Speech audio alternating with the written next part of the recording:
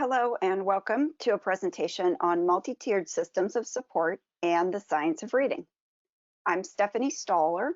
I am the founder of Stephanie Stollar Consulting and the Reading Science Academy, which is an online membership community for folks to learn about and implement the science of reading. I'm also a part-time assistant professor in the online reading science program at Mount St. Joseph University. Sometimes I think this is my view of the world. For me, MTSS is the framework that really guides all of what we do in education. So I don't necessarily separate the science of reading from MTSS. I could be persuaded to think about MTSS as a component within the science of reading.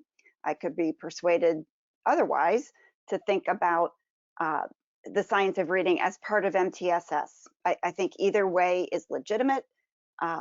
They are so interrelated in terms of my definition that you can see here how I think about MTSS as this use of assessment data within problem solving to efficiently match student needs to instruction. And you can also see how there's a relationship with the definition that a group of us created recently of the science of reading that talks about instruction and assessment, both. So these concepts are really interrelated for me and hard to separate. I never talk about the science of reading without also talking about MTSS. So they go hand in hand. Joe Torgeson, way back before the turn of the century, was outlining for us when we think about changing student reading outcomes, what instruction needs to look like. And you'll notice in his comment here, in his quote, that many of the elements of what we think of today as MTSS are relevant. Unfortunately, in many school and district implementations of MTSS, the focus has gone astray. And the focus has become primarily on individual students. And of course, we need to support individual students when we're talking about MTSS, when we're talking about effective reading and changing reading outcomes. But the problem is that in order to do the kind of instructional support to find what is needed for each and every student, when sometimes what is needed is very intensive support, that becomes very, very difficult to do when you have too many students who are at risk. So what you're looking at here is a graph from Acadience Learning Incorporated. This is using Acadience Reading K6 data. They measure nonsense word fluency. This is a correct letter sounds graph. Acadience Reading is the new name for Dibbles Next. And you can learn more about Acadience at acadiancelearning.org. I'm just using it as an illustration here. What you see is student performance in these open circles, progress monitoring data over time. You can see beginning in middle of year benchmark screening scores as the colored in circles. The benchmark goals themselves, those minimum expectations for this measure, correct letter sounds, are these green horizontal lines across the year. And these colorful diagonal lines are the growth percentiles. It's what Acadience calls pathways of progress that tell you how much did other students grow if they started the year as similarly low as your student did. And typical progress would be between this light green and dark green diagonal line, right sort of in here. These blue vertical lines are the phase change lines when instruction changed for this student. So here's a perfect example of a picture of what's happening for individual students in MTSS, universal screening to identify risk, quantifying and knowing a goal that students need to get to in the future, putting instruction in place, changing instruction when you see progress is not sufficient, changing instruction again, when you see continued insufficient progress. So try again until you find the instruction that enables learning. And that may be very unique, individualized, and intensive instruction that is required to get this kind of growth for a student like this. And so this is not easy to do. It's not quick. There's not a formula for doing it. there's a model and there are processes that I'll introduce you to, but this is not quick and easy to do. So the idea is we shouldn't be trying to do this with very many students. In order to be able to apply these intensive resources to students who truly need them, students who may have disabilities even, we have to first shrink the number of students who look like this at the beginning of the school year. And that's the piece that most districts are missing in their implementation of MTSS or in their exploration of the science of reading. So, for example, if you are starting first grade with only half of your students who are on track to be readers at the end of the year, which is what screening data should tell you, well, which one of those students has a disability? Which one should get tier 2 supports? These are questions that are impossible to answer when so many students are at risk. And what we have learned in both the reading research and in our practical experience is that what we do in the classroom matters a lot. That students bring a variety of different challenges with them to school, even at the beginning of kindergarten. Some students are going to require more intensive support to get to these grade level expectations. But what we do in the classroom is the most important variable, and classroom instruction can actually change outcomes for students more than any other variable, more than any intervention system or intervention program. And so looking at the system level picture of data, the percent of students who are on track at the beginning and end of the year, for example, looking at the percent at benchmark at the beginning of the school year, and using that to line up classroom instruction to the needs of those students is what can make the difference in end of year outcomes like you're seeing here. Two districts starting virtually at the same place at the beginning of kindergarten, but ending the year very, very differently because of changes that they made, not in an intervention system. It's not about who got tier 2. What caused this difference is the changes that were made in regular classroom instruction. And so that's what I'm going to focus on today. Here's a picture that represents a couple of very, very important things that we know about reading, first of all.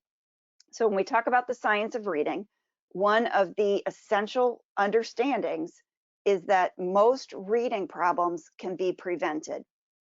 And if you're not taking advantage of this knowledge base, this is really where you should start. So what you're looking at is a basic representation of lots and lots of research studies on what happens with reading comprehension over time as students move from kindergarten to 6th grade, represented by oral reading fluency, words correct per minute, one of the best indicators and predictors and measures of reading comprehension that we have. And you can see a couple of things that are happening in what's represented here. And again, this is not showing one research study. This is meant to represent a compilation of many different research studies across decades, all kinds of students in all kinds of schools. And you'll notice that in kindergarten, in 1st grade, for example, students aren't doing a lot of real reading. So their words correct per minute scores are down here at about 0. And by the time we get to the end of 1st grade, two groups have formed, sort of a middle performing group. This is not to represent the high performers, but just the middle performing group, and a low performing group. And those two groups are very stable across elementary school, and the gap between the low and middle performing students gets bigger over time. So there's this critical time period in kindergarten and 1st grade that we really need to maximize and take advantage of if we want to bring to reality what we know about the power of prevention. We know what this end of 1st grade words correct per minute score is that serves as the dividing line. So an assessment like Acadience Reading has benchmark goals that tell you exactly how much words correct per minute, how much of a score on accuracy and retell, puts students in this blue pathway, in this middle reader group. And if you score below that at the end of 1st grade, you are very, very likely, you have about an 88% chance of still being a struggling reader in the future, even with intervention support. So intervention is going to get you this little incremental growth over time, but it's very uncommon for students to catch up. What it takes to catch up at a later point in time is very, very time and resource intensive, something maybe like an hour and a half of reading intervention in addition to core instruction every day. What isn't resource intensive and what we should be focusing our energy on is what it takes to get to this cut point, to get above this cut point at the end of first grade, to get to that minimum number of words correct per minute by the end of first grade. And we know now not just what that target is at the end of first, but we know the skills that are required to get there. We know how much of those skills in kindergarten and first grade, how much of things like phonemic awareness and letter sound and blending letter sounds are needed to be on this sort of middle reader pathway by the end of first grade. And we know a great deal about the kind of instruction that will cause most students to get there. And those are the things that we really should be putting into place in kindergarten and first grade. This idea of wait to fail, the idea of give students the gift of time, let's wait and see, the idea that reading is developmental, we should just expose the student to literacy and watch them develop. None of those things we used to believe are actually proven by research, and they've been proven wrong. So Joe Torgerson says it best, that the best solution to the problem of reading failure is to allocate resources for early intervention and prevention. This is exactly what the MTSS model was designed to do. So here's my representation of a three-tier model. The concept of this triangle, this three-tier model, really comes from public health. And it's a disease prevention model that has been applied to academics, to reading specifically. It's been applied to behavior in the PBIS world.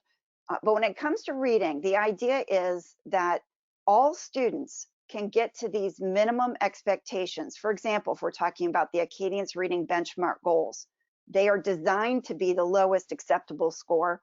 So 100% of students should be reading at that level, that minimum expectation. But the triangle image represents that what it takes to get all students to that minimum expectation is going to vary in intensity. And the core instruction that students are receiving needs to cause at least 80% of students to get to those benchmark goals. It's going to take something in addition to core instruction, core plus, tier 2, to get another 15% of students to the benchmark goals, and something plus plus, even more intensive, to get that last 5% to the benchmark goals. So it's not that we're going for 80% at benchmark, 15% below, and 5% well below. 100% of students get to the goals. What the three-tier model is about is the kind of instruction that will be required to get 100% of students to the goals. So how does this happen? What's needed to design a system that will cause 100% of students to get to the goals? So let's talk a little bit about each of these tiers. There are some pieces of this model that I think folks are missing, so I'm going to try to highlight those as we go along. And just to reiterate, the first number one that many people miss in their implementation of MTSS is that the goal is 100%. These tiers are not about students. I don't have core, strategic, and intensive students. The tiers are about instruction. I have core, strategic, and intensive instruction, and I need to have a system that allows for all students to access all three tiers of instructional support from the very first day of kindergarten as needed. So this is not about jumping through hoops. This is not about an alternate route to special education. This is about efficiently matching the needs of the students that are identified in universal screening to the instruction so that I can apply the fewest resources for the maximum benefit of the largest number of students. That's what this model is about. And specifically, tier 1 is about primary prevention of reading failure. That's the way that I define it. All students get tier 1 instruction. So sometimes in that triangle model, you'll see it's outlined in green all the way around it. So we don't have core students. Every student gets core instruction, every single student. This means everybody is getting access to that grade level instruction for, let's say, 90 to 120 minutes every day. That's protected in the schedule. And what they're doing during that time is aligned to the science of reading. And we'll talk more about what that looks like. One of the things that people often miss when they think about or implement core reading instruction is that some people think it means that everybody gets the same thing for 90 minutes. And that could not be farther from the truth. Your screening data will tell you who needs what in core, and we can talk more about that. But basically, this is core instruction should be designed to meet the needs of the students at the grade level. So you need screening data that can be aggregated to tell you the percent of students who are on track with those essential foundational early literacy skills. And in most cases, that means that tier 1 instruction will be highly differentiated. Maybe 20 or 30 minutes is going to be spent in whole groups, but most of the time is going to be spent in small group, especially if you have a very diverse population with needs that range greatly. You're going to need to meet those needs in small group. It cannot happen in whole group. And the instruction at tier 1 should be planned by a grade level team. How they do that, we'll talk about in a few minutes, but it's planned based on screening data. And the purpose of primary prevention is to cause the vast majority of students to reach grade level expectations. So vast majority, 80%. The purpose of this is to shrink the percent of students who are at risk, so we don't have to do that harder, more time-intensive stuff of intervention with too many students. Here's a picture of what effective tier 1 instruction looks like. So this is the school that started with 51% of their students on track to being readers at the end of first grade. By the middle of the year, they had 67% meeting the minimum expectation, and at the end of the school year, 90%. This kind of improvement and increase in the percent of students who are on track is very, very doable in kindergarten and first grade. It gets much more challenging to close that gap for students and make this much growth in second grade and above. So again, a reason to focus on kindergarten and first grade, making sure that you're providing resources to the general classroom, not about intervention in KM1, but maximizing that classroom instruction in KN1. Now, tier 2 support, what some call strategic instruction, strategic system of support, needs to be available for some students. Not everybody needs intervention. And the purpose of tier 2 is the secondary prevention of reading failure. So this is for students who are identified as being at risk.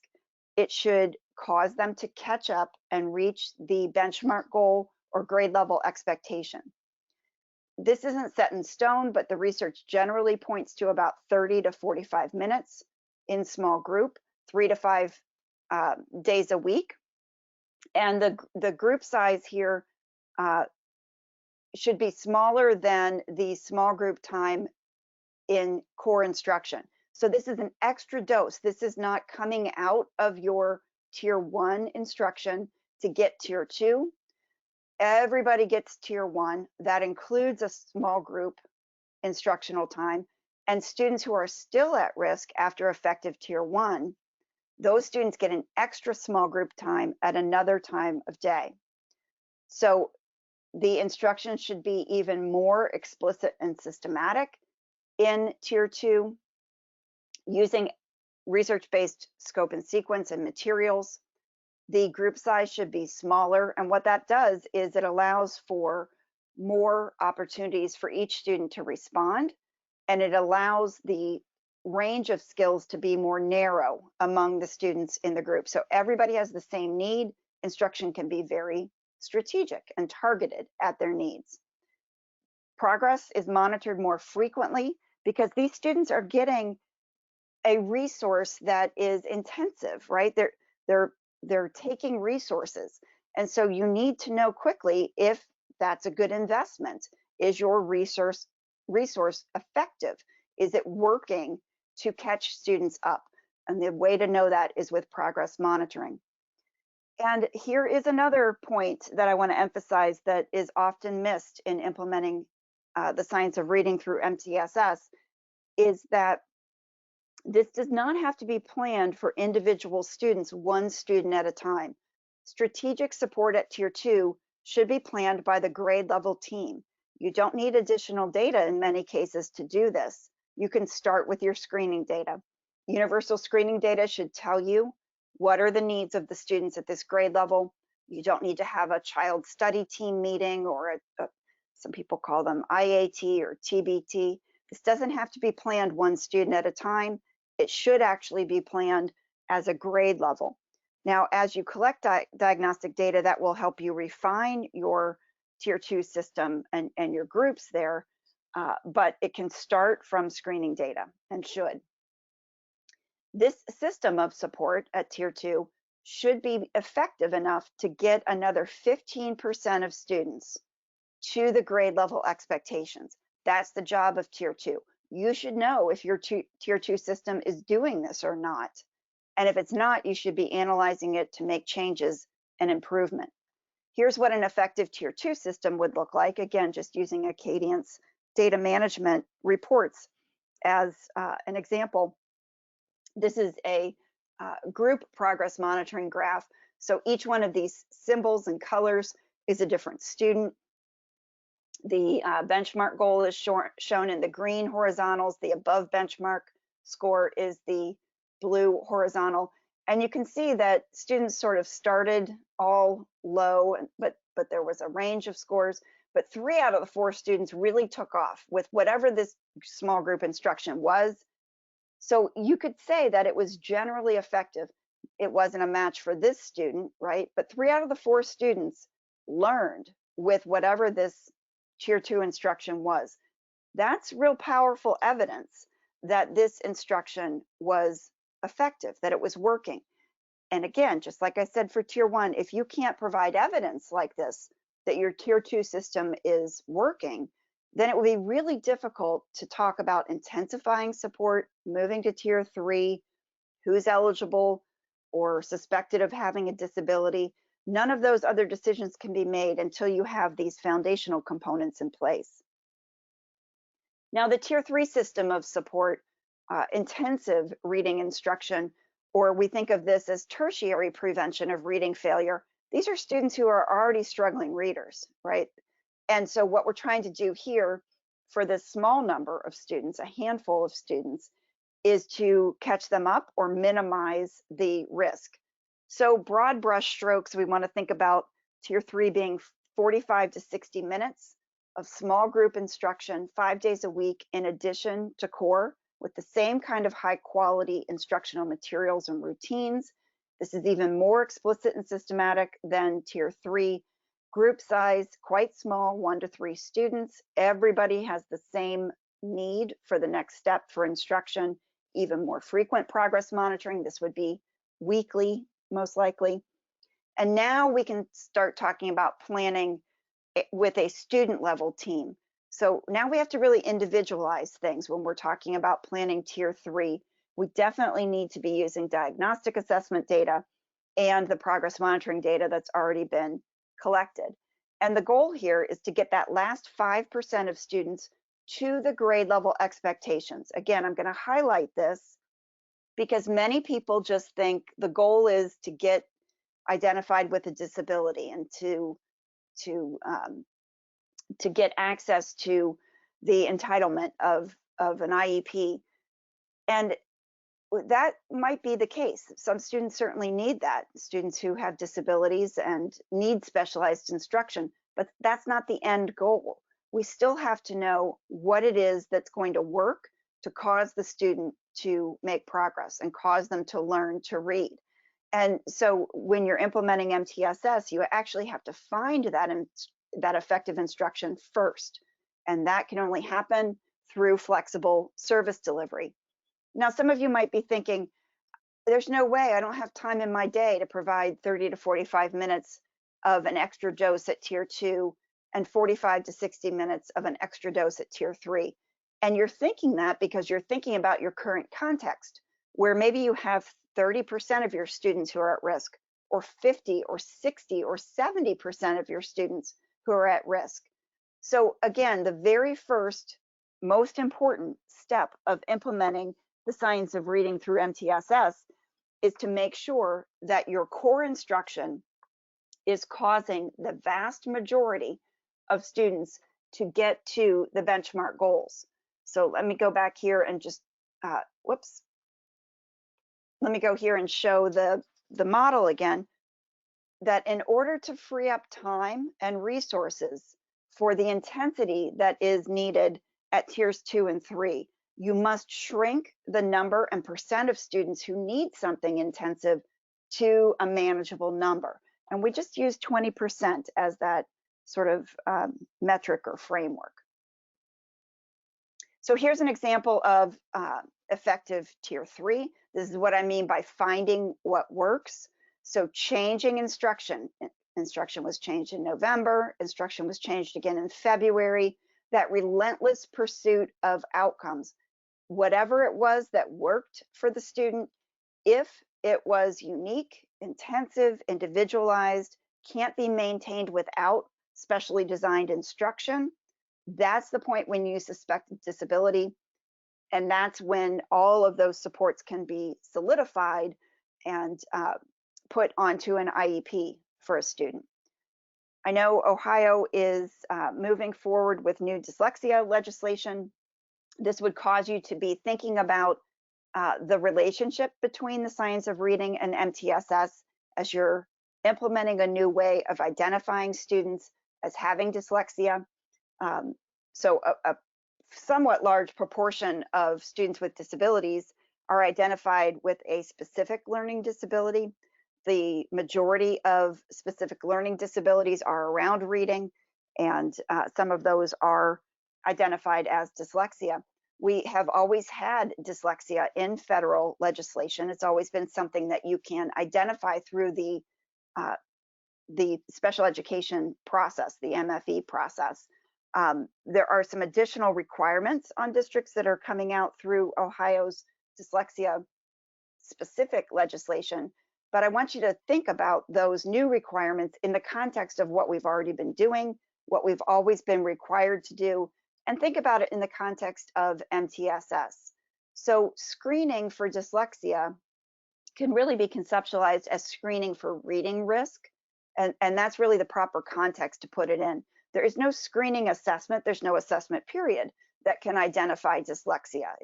It's not like getting a test for strep throat. You're in or you're out, you have it or you don't. It's a much more socially constructed process. And it starts with identifying overall risk from screening. And like I said, the next step after collecting universal screening data is to analyze and improve your tier 1 core reading instruction.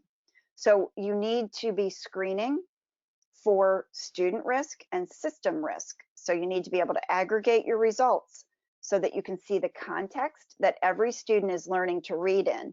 So you can find out, is this individual student different? You're not unique if 51% of the students in your grade level are also at risk.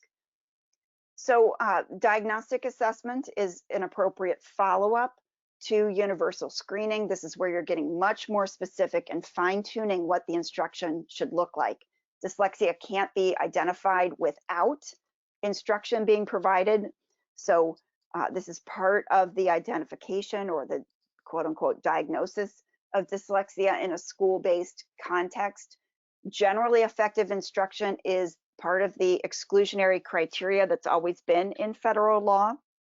So the student has to have a need for specially designed instruction, has to meet the federal definitions of disability, and you have to rule out that they aren't having low performance just because the instruction hasn't been effective.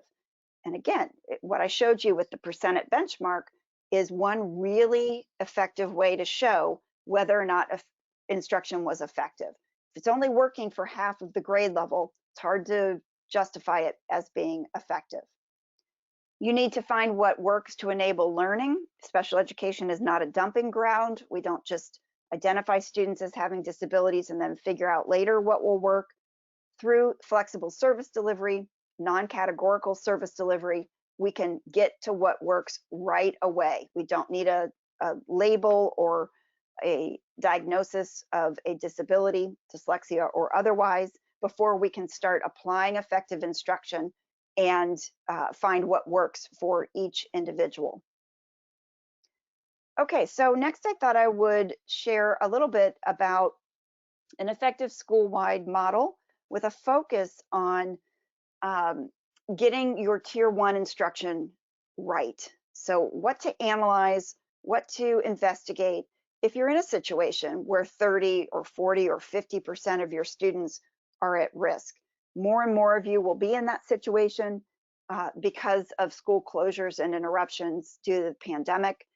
So rather than thinking about who needs intervention and designing intervention that's outside of the classroom reading instruction, hiring interventionists to work outside of the classroom reading instruction, I want to really encourage you to focus on analyzing what needs to improve, what could change about your classroom reading instruction. So that's the focus that I have, and I'm sharing with you in the next section. The first most important component is teacher knowledge. So many of you are thinking about intervention for next year. You're thinking about programs, what to purchase for next year, what intervention materials. And I want to ask you to put a pause on that, that you may very well need to purchase new materials or programs. But the more your teachers know about the science of reading, the more effective they will be at choosing the right programs. The more data you have on your student needs, the more likely you are to choose the right programs. So I want to ask you to not put on hold forever the selection of programs. I think programs are an important part of the picture here, but teacher knowledge is an essential first component.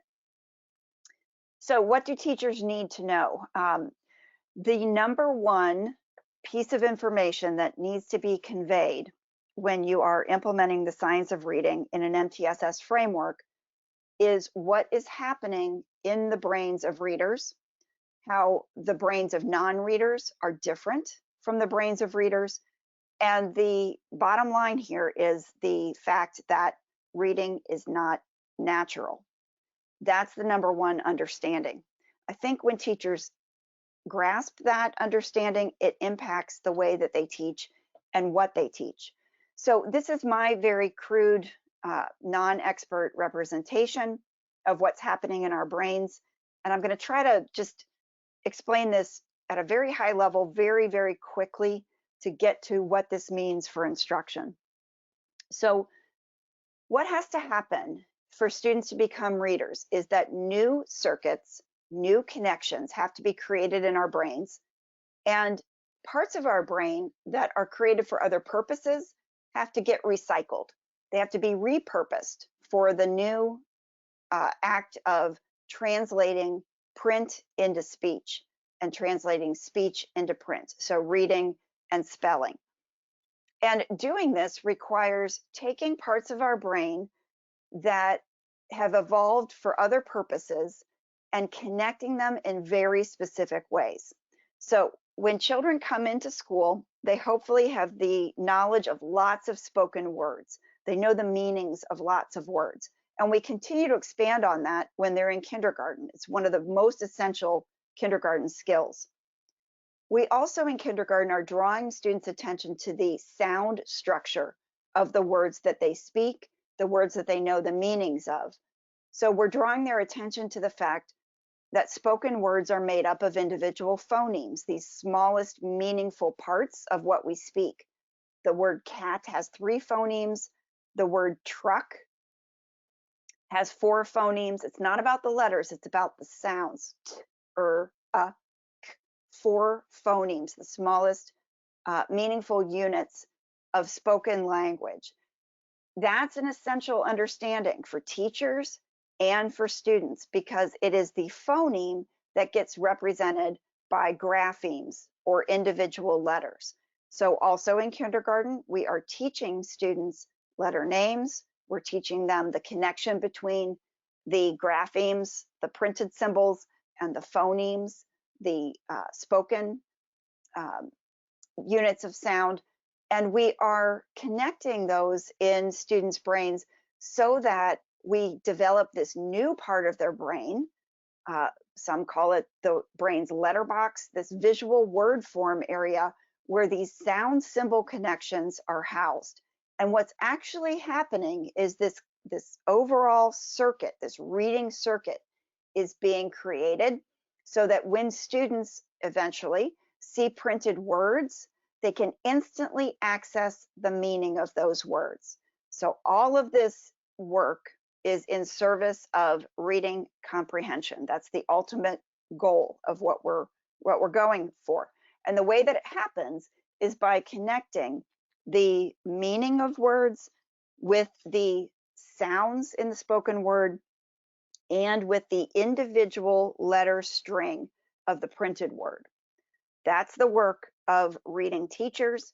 That's what has to happen in children's brains. So this was very eloquently represented in a model called the simple view of reading in the late 80s. There's been lots of research confirming this model since then. And it is about taking what I just was mentioning, the pronunciation of words, the printed representation of words, and we can boil that down into a category of understanding called word recognition. And that has to interact with those word meanings, with our background knowledge, and our ability to understand spoken language. And it's that interaction between those two components that allows us to understand the meaning of print, reading comprehension.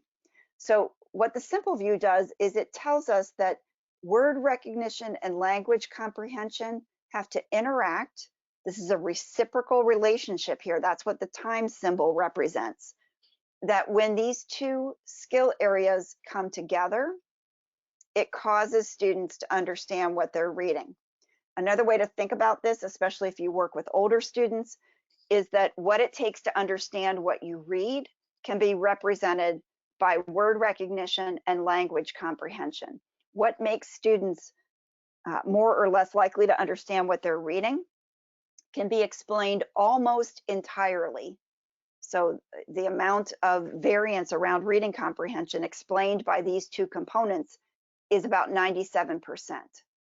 So this is a very, very powerful model and formula. If we want students to understand what they read, we have to equip them with word recognition and language comprehension. So the way this math formula plays out is if a student has grade appropriate word recognition, but they struggle with language comprehension, they will not understand what they read.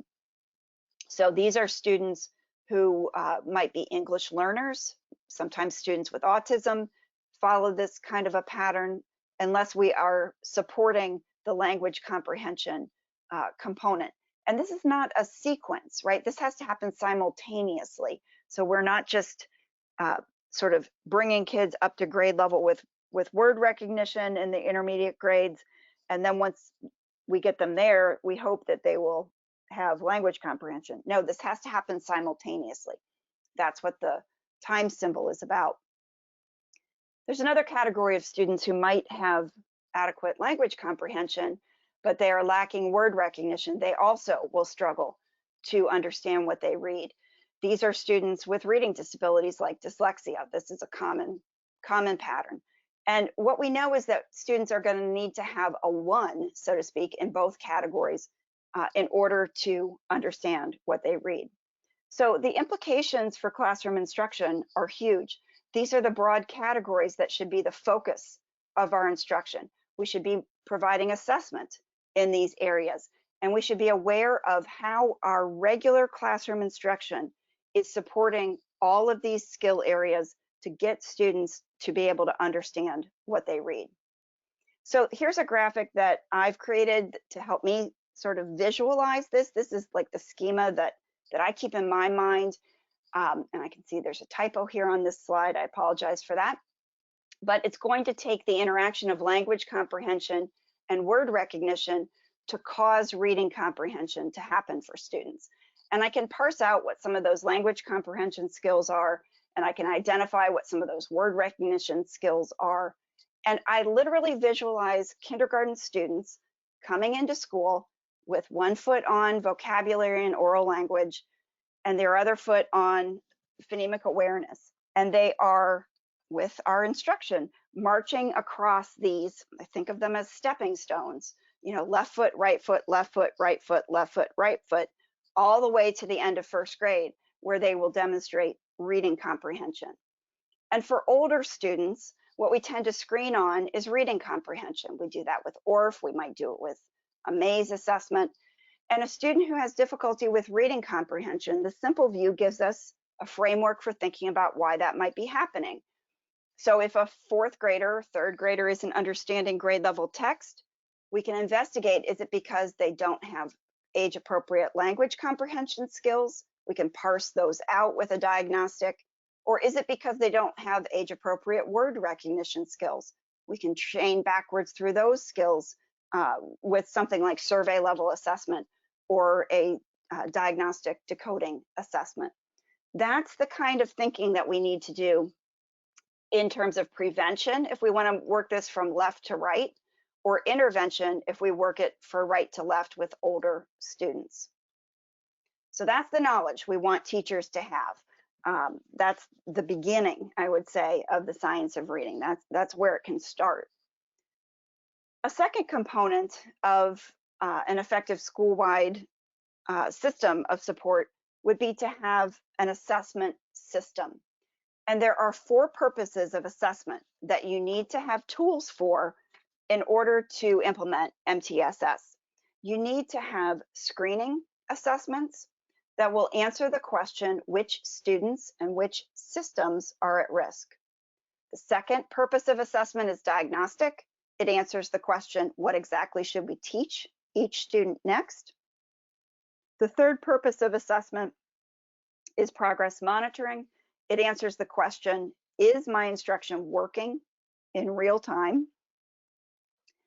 And the fourth purpose of assessment is outcome evaluation.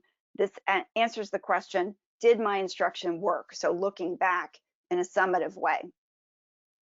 Here are some characteristics of each of the 4 purposes of assessment. So if you need to select assessments for a school-wide assessment system, or if you want to evaluate or audit your current assessment system, here's some things to consider. Universal screening has to be able to answer who is at risk. So it must be predictive of something important in the future. If your assessment publisher or author can't tell you what their assessment predicts, if it doesn't predict something that's important to you, like the 3rd grade accountability assessment for Ohio, then you might think about changing your assessment, because again, prevention is important. So you need screening assessments that will tell you how to prevent students from failing your 3rd grade test. That's the bottom line. Because you have to give them to all students, that's what universal means. It has to be brief, and these should be indicators. You don't need to assess every grade level standard. It would no longer be screening if that's what you're doing, and yet many common published assessments are doing exactly that. NWEA, STAR, and so forth. Those are assessing all of the grade level standards. It's just not necessary to do that for a screening assessment, maybe for diagnostic, but not for screening. It should be brief indicators of the foundational skills, phonemic awareness, letter sound and the alphabetic principle, oral language and vocabulary, accurate and fluent reading of text, and reading comprehension. Those are the 5 foundational skills. It's important for a screening assessment to be standardized.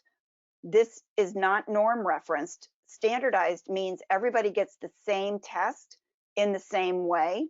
It's given under standard conditions. So it controls or standardizes the test environment that every student is measured in. This is important because you want to be able to compare one student to every other student. You want to be able to compare students to a cut point, like a benchmark goal, so that we can know who's at risk. A computer adaptive test is not standardized. Every student has their own path through the assessment. The test items change if you get one right or you get one wrong. So computer adaptive assessments, if they're going to function as a screener, the scores have to be manipulated after the fact. And you should have a good understanding if you're using that kind of assessment, something like STAR or MAP. You should have a good understanding of what's happening with those scores. You also need a screening assessment that is reliable, meaning it can result in the same score, or virtually the same score, no matter who gives it. No matter if you give it today or you give it tomorrow, you're going to get the same score. That's reliability. And it also needs to be valid. So you need to know that your screening assessment is actually measuring those 5 foundational skills. And I've already mentioned the importance of screening being predictive. I'm going to highlight it again. You need to ask your screening author or publisher, what does your test predict? How accurately does it predict important reading outcomes? Again, the Ohio state test would be one important thing for a screening to predict. And screening must be connected to instruction. So teachers need to be able to consume the information. You can't overwhelm them with too much information. It needs to be succinct enough that teachers know how to act, know what to do next. Again, this is part of the increasing knowledge of the science of reading that's required for implementing this kind of an MTSS model. And you want to be able to report your scores at the student level, obviously, but also at the system level. So it needs to be able to be aggregated so that you can see the percent of students at benchmark. You really can't implement MTSS unless you have screening data that can be reported as the percent at benchmark. Here are some criteria for choosing diagnostic assessments. These tell us what to teach next. So not everybody gets a diagnostic assessment. Everybody gets screening, but not everybody gets diagnostic. You only have to give a diagnostic to students when you still aren't sure what to teach next. For many students, the screener is going to tell you all you need to know. Just start doing it. But for some students, especially those who might be stalled out at tier 2, you're going to need to go more in depth than screening. Diagnostic assessment can or might not be standardized. It doesn't have to be timed. This should be more flexible assessment because you're not interested in comparing student scores to a benchmark goal or even comparing one student to the other like you do with screening. You don't need to do that for diagnostic assessment. Here you're interested in where is this student currently on an instructional hierarchy, on a sequence from easier to harder. You need to drop a pin. Where is this student on that instructional hierarchy? That's what diagnostic assessment does. So it can be formal, it can be standardized, it doesn't have to be, or it can be informal. And it should be very closely linked to instruction. What we're worried about here is how does the student perform what they know? What is it I still need to teach him? How much support is it going to take to teach this student the skill? The third category of assessment, progress monitoring, is for the purpose of answering the question, is it working in real time? Is my instruction working, or should I change my instruction? Many people have gotten off track with progress monitoring, and they use it in a way that indicates they might think that progress monitoring is about documenting failure. I have to have a certain number of dots on a graph to show how low the student is before they can get help. That's the old model. That's not MTSS. So progress monitoring assessments should be chosen because they're brief, because you're going to be using them possibly weekly. So you can't spend 15 minutes per student doing it. You need something like 1-minute indicators. Progress monitoring should be standardized. I think it must be, again, not norm referenced, but standardized. There are standard rules and procedures for giving and scoring the assessment. There's a manual that tells you how to do it. These should be reliable and valid assessments. You should have a variety of alternate forms of the same task. And I don't mean like 2 or 3 or 5, I mean like 20 alternate forms, because you are going to be giving the same task every other week or once a week. And you need to know that those indicators, those progress monitoring tools, are sensitive to change and growth and learning over time. They actually have to capture student learning. So what we're talking about is general outcomes measurement. So we're identifying a future skill set that we want students to have, and we're measuring over time, checking in to see if they are acquiring that skill, if they're growing on that skill. This is different from mastery monitoring, which I think of as like a unit test. We've taught something, and now we're going to test to see who mastered it. That's not how progress monitoring works. Progress monitoring is about checking in repeatedly in real time as students are learning, as you're teaching the skill, so that you can make a real-time course correction.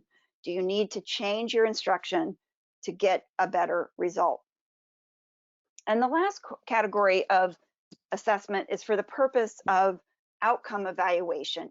Did my instruction work? So this is like your typical end of grade level achievement test. These are often linked to grade level standards. These are often done in a group, and they tell you, did students learn what you taught? So looking backwards, summative assessment versus progress monitoring, which is formative assessment. In many cases, you can find assessments that will work for multiple purposes. That's really helpful for being efficient. An example would be a cadence reading that can be used for universal screening and progress monitoring. A cadence also has diagnostic assessments. They are different measures, but you get the idea. You can have a suite of assessment that would accomplish all 4 of those purposes. So the next component that you'll need in implementing MTSS, especially around planning, is this problem-solving process. This is something I see missing from MTSS implementation very, very often, and it's often the missing link. You need a structured problem-solving process or database decision-making model that will guide your thinking at the district level, the building level, the grade level, and about individual student levels. So teams at each of those levels need to have a consistent, collaborative thinking model, a way that we're going to think about the questions we're asking, and we're going to think about which assessments we use to answer those questions that will guide us to the right solutions for students. So the first step of this, whether we're talking about all second graders in a district or we're talking about a single second grader, the steps of the problem-solving process are the same. And it starts with identifying the problem as the difference between what's expected and what's actually happening. We would then analyze the problem in terms of why it's happening. And what's helpful here is to ask questions about why that are about the student, the curriculum, and the instructional environment.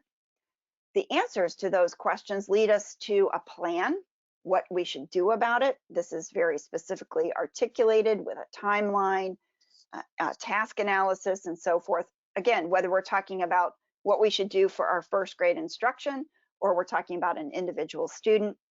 And then the fourth step is to evaluate, is it working? So progress monitoring at the system level or for individual students. And it's this evaluation that lets us know if we have resolved the problem or not. And if we haven't, then we go right back up to the top and the cycle continues. So this is a very, very useful, I think, essential model. I don't think you can do MTSS without it. It is, in fact, where MTSS started 25 years ago. We used to just call it problem-solving model. Then we started calling it RTI. Then it morphed into MTSS. This is the heart of MTSS. It is the spine, whatever you want to call it. This is the essential part. If you aren't implementing problem solving, you aren't implementing MTSS. And the way that that assessment system overlays onto the problem solving process looks like this. So here's your screening questions, right? You're using screening data to answer these questions. Here's where you're using diagnostic data. Here's progress monitoring. That's how those parts fit together. So just an additional quote to remind you that the very first application of the problem solving model, the very first use of assessment data should be with improving the quality, improving the effectiveness of your kindergarten and first grade instruction. That's how we operationalize preventing reading failure. That's how we implement MTSS. So in terms of instructional components within MTSS, I want to just mention the importance of the schedule. This is one of the most important elements of work that administrators do, getting the schedule right. So scheduling Tier 1 instructional time, for example, scheduling around kindergarten and first grade, making sure that you have the opportunity for resources to come to support core reading instruction, and scheduling around the needs of your students with disabilities. Here's a very basic example showing K-3, how a schedule might be developed, what is happening during whole group and small group part of Tier 1 instruction, where your additional intervention time, what I need time, some schools call it, happens, and how that might not happen at the same time of day for each grade level, allowing your resource folks, your special educators, if you have them, title or remedial reading instructors, your literacy coaches, to go from grade to grade to support Tier 1 instruction and Tier 2. Here's an example of how Tier 1 instruction might be allocated. Again, this should be driven by your assessment data. So this is just a general example of how you might spend a 90-minute core reading block, with some of the time, minimal time spent in whole group, what skills you might be working on there, and then how most of your Tier 1 time is spent in small group cycles, where your lowest students, let's say groups 1 and 2, are being seen in small group with the teacher every day. This is going to require flexible service delivery so that additional adults are coming to the classroom to support this small group instruction, support what students are doing independently.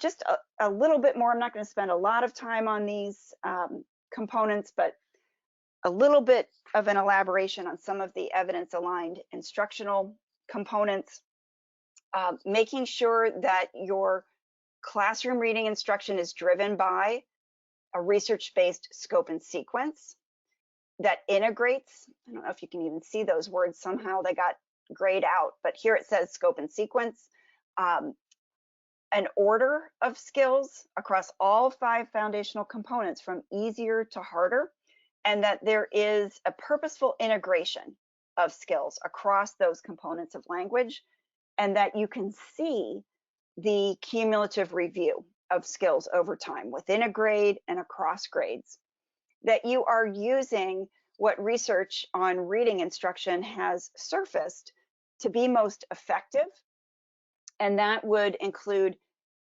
explicit and systematic instruction, and I would point you to Anita Archer for more elaboration on what that instruction looks like.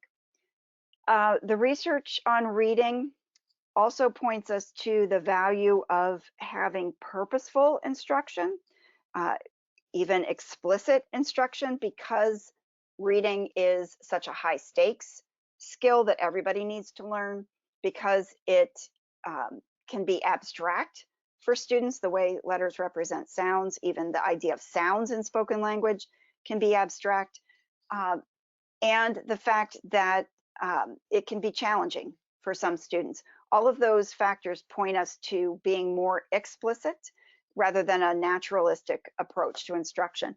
And routines like the one you see here that integrates phonemic awareness, phonics, vocabulary, fluency, and comprehension Those routines really make the teacher's job easier when you have instructional programs that leverage the use of routines. It frees up everybody's capacity to focus on the skill and not have to worry about what's coming next, where are my materials, how should I introduce this, how many times should I practice, what words should I practice with. When you've got intentional materials with routines, all of that is laid out for the instructor. Another element to this idea of effective instruction is grouping. And this is just a template that I created. You can find this on my download page, readingscienceacademy.com. And I'll give you the link to that and some resources at the end.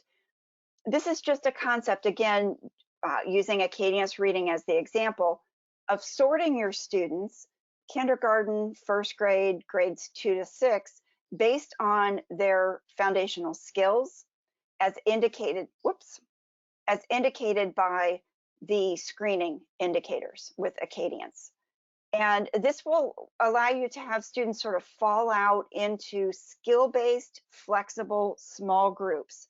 That should be the heart of your Tier 1 instruction. I'm going to point you to a couple of tools for reviewing instructional materials. One that I created for the Colorado Department of Education. This set of rubrics for core, supplemental, and intensive instruction program review are very in-depth. You can download those rubrics. You can see the CDE use of those rubrics and the programs that they recommend for folks in their state to use. Or you can contact me for a PDF of those rubrics and the scoring guide, which I think is not available for download on their website. There's an advocacy group in Colorado called Colorado Kid, or Kids, I can't remember which. They have posted on their site the reviews and a little bit of information about programs that were not approved by CDE. And that can be really helpful, especially if you use one of those or you're considering purchasing one of those. The Arkansas Curriculum Review Tool is for K-2 only. It's not quite as in-depth and comprehensive as the Colorado one, but it's set up very similarly by foundational skill, and it's a rubric as well. It's very, very useful. And then the Reading League has a very simple green light, red light, or I guess it's green flag, red flag review tool that if you're just kind of getting your feet wet with this, might be a good place to start. So the final component to a school-wide literacy model is flexible service delivery. This is one that I think people have moved away from, unfortunately. They're not attending to. This used to be really one of the foundational components of a problem-solving model back in the day. As I said, 25 years ago when we first started implementing these kinds of things. You can't really do MTSS without flexible service delivery, without non-categorical service delivery, without the ability to serve students who are not yet on an IEP, not yet identified as Title I, needing Title I service. You have to have flexibility so that all of your quote unquote resource professionals can flood into Tier 1 classroom reading instruction to support that differentiation. That's one of the essential components of getting Tier 1 instruction lined up to the needs of the students so that it's effective for more students, so that you are minimizing risk, minimizing the number of students who need that more intensive Tier 2 or Tier 3. Okay, so here are some questions for you to think about. I have shared a lot of information in this presentation at just a very sort of surface level, and I want to just summarize here on this slide some things for you to think about. Implementing the science of reading through MTSS will take a period of years to accomplish, so you should be realistic in your planning. You should scope that out for your school and district with problem solving at the district, building, grade level, and individual student level. And you should have a system of assessments that will allow you to identify the needs of your students so that you can make informed selections about instructional materials, designing a curriculum that will meet the needs of your students, and thinking about core instruction as the primary mechanism for preventing reading failure, and then intensifying intervention on top of that. Finding what works before making a referral to special education. So I'm going to share with you some links to resources, a couple of presentations that I did not too long ago for the Pennsylvania Training and Technical Assistance Network. You can find those on their YouTube channel. I want to refer you to the IDA Knowledge and Practice Standards if you're wondering what is it that your teachers need to know about reading instruction. That's an excellent resource. I've already mentioned Anita Archer's work around explicit instruction. Her book and website are excellent. Here are links to those program review tools that I mentioned, the grouping process that I showed you. I've got a brief video on YouTube about that.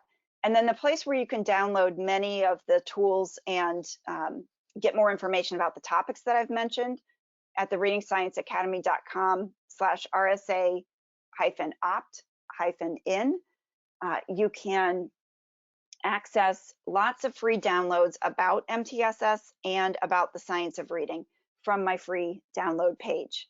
My email address is stephaniestollar@gmail.com. It was on the very first slide, and I would welcome your questions.